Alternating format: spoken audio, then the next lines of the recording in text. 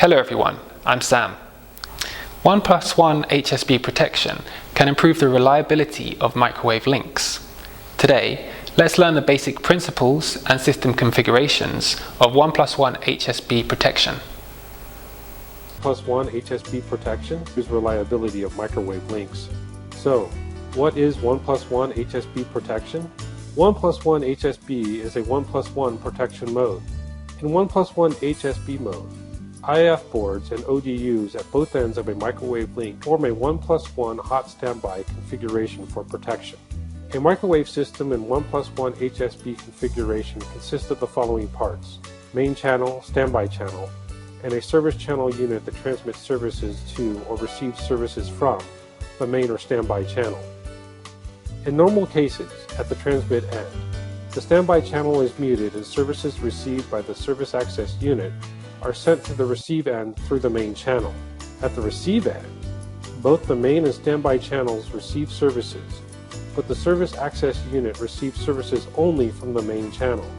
If the main channel at one end, such as the main channel on the right, fails, the main channel is muted and the standby channel is unmuted. The services are then sent through the standby channel, and the service access unit receives services from the standby channel.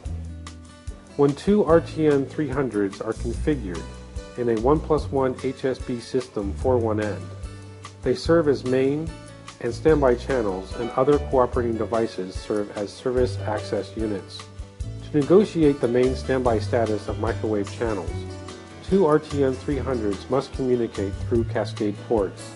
Let's move on to system configuration. Depending on the type of device used as the service access unit, a 1+1 HSB system containing RTN 300s may or may not have optical splitters. First, let's look at those scenarios in which devices have optical splitters that serve as service access units. In the example, one optical splitter, two RTN 300s, and one single polarized antenna with a hybrid coupler form a 1+1 HSB system. The optical splitter can send two channels of signals but receive only one channel at a time. To ensure that services are normally transmitted and received, the access port on the current standby RTN 300 is always disabled. When the main RTN 300 is the active one, its access port is enabled, but the access port on the standby RTN 300 is disabled. When the standby RTN 300 changes to the active one, its access port is enabled, but the access port on the main RTN 300 is disabled. For details about the protection switching principles and various fault scenarios, see the multimedia presentation titled 1+1 HSBC Principles with Optical Splitters. In the example, protection is provided for one channel of GE optical services received. Protection can be provided for multiple channels of GE optical services by increasing the number of access links. To provide protection for multiple channels of GE optical services, an optical splitter must be configured for each channel of services. Note, due to port restrictions, the RTN 310 does not support protection for multiple channels of GE optical services received. Now, let's look at a scenario in which devices do not have optical splitters.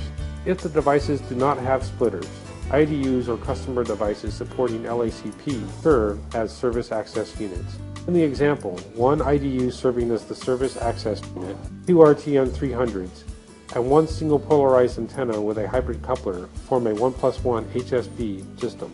The IDUs form lags with the main and standby RTN 300s, so that the IDUs always transmit services to or receive services from the current RTN 300. When the main RTN 300 is the active one, the system priority of the lag configured on it changes to the highest.